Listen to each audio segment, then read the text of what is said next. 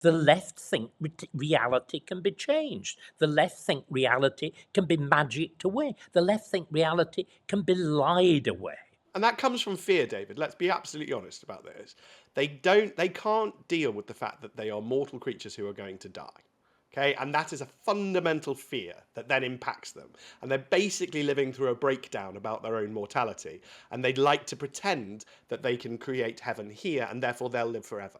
And then any of us who come along and go, terribly sorry, but we can't actually create heaven here. We become the greatest evil to them. We become something that must be destroyed. Yeah, We must all be of that othered I agree with. All of that I agree with, apart from the idea of fear. I think it's worse. I think people like, Blair, after all, was a believer.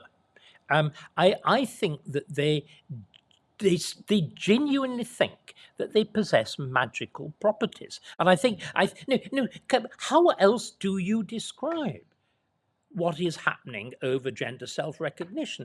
How else do you describe that we are all being told that diversity is good for us? That, apparently it takes the awesome ability of Angela Rayner at a cabinet meeting to say, perhaps we really should recognize that this isn't all, far-right behavior put together by three people in a smelly bed sit calling themselves the Homeland Party.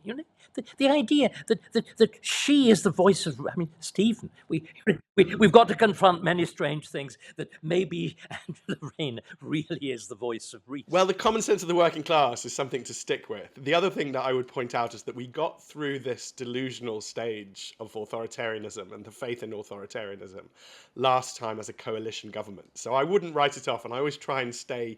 I've got a list of people on the left who I consider sane and a list of people who are clearly bonkers. And that's what we should do. We should stick with the sane people. I call it a coalition of the decent. And I think we might have to form it, and it's quite possible Angela Rayner would be in it. Because for all of her antics, she is basically a working class girl who just gets it. Oh, now this is interesting. Do you then think, and this of course is exactly what George Orwell, whom we're now all realizing is actually a textbook rather than a novel, indeed a how to do it book. This is the point that Orwell makes, if you remember, that the party is entirely middle class. The people who enforce the horrors of Big Brother in Orwell's 1984. The people like Angela Rayner are the proles, and they're entirely outside of it, and they are largely untouched by it. And that whole process of belief in absurdity, the preposterous antics of Newspeak and whatever, it's a middle-class phenomenon. We don't hear whether it's driven by universities, but of course it has effectively become a product of the graduate classes. Again, one of the things that is now puzzling me is how long this is going to be able to continue. If you look at the situation we're in now, let's go back to Epping, let's go back to Diss and whatever. You're now in a position where one of the few major state jobs which is not predominantly graduate, the police, is now in the front line of all. Although they tried to make it a graduate job. And they've tried to make it graduate. And of course, the officer class of the police has been entirely taken over by this rubbish. But the price of that, of course, has been to render them, generally speaking, singularly physically unable to do the kind of things which continental gendarmerie do.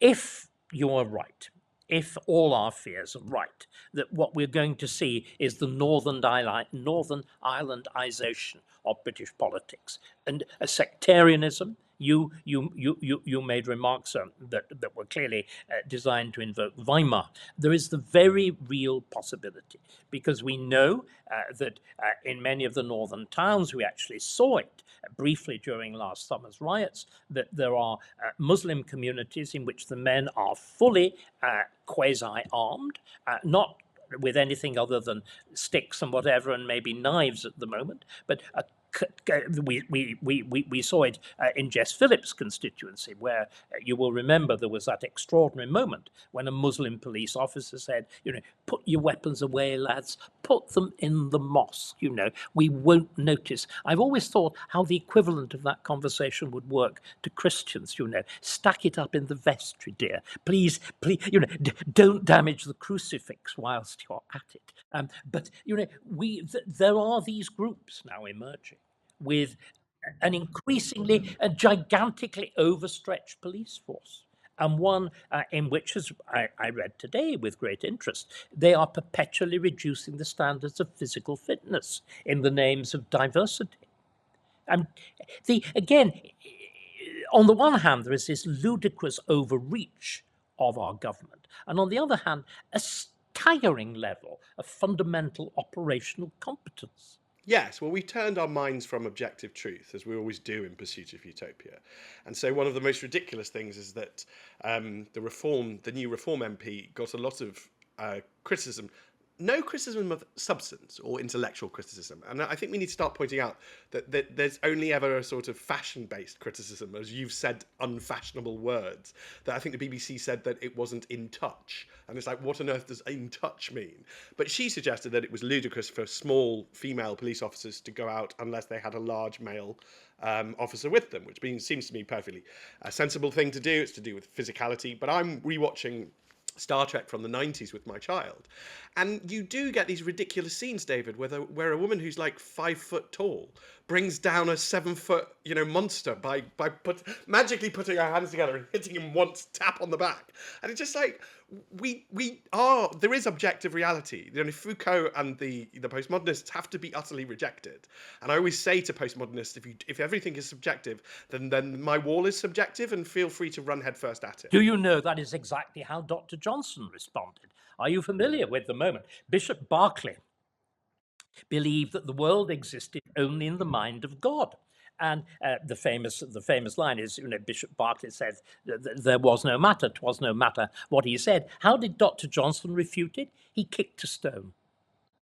It's there. It's solid. It hurts. But the trouble is, you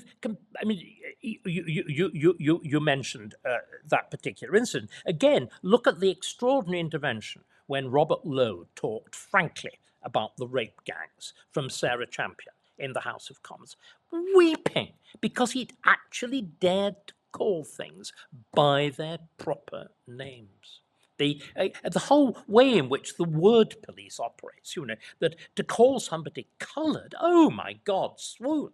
They've got to be a person of colour. The whole of this ludicrous fetishization of language, which again I think goes back to some of the points you've been making when you were talking about the left in pseudo-religious terms. The whole thing really is a Christian heresy, isn't it? And again, going right back to the Dobbs, those daft old bints. It's above all, it's the religion of, not the religion of genuine feeling, it's the religion of sentimentality. It's the appalling religion of sentimentality. And again, it's this whole world of think of the children first.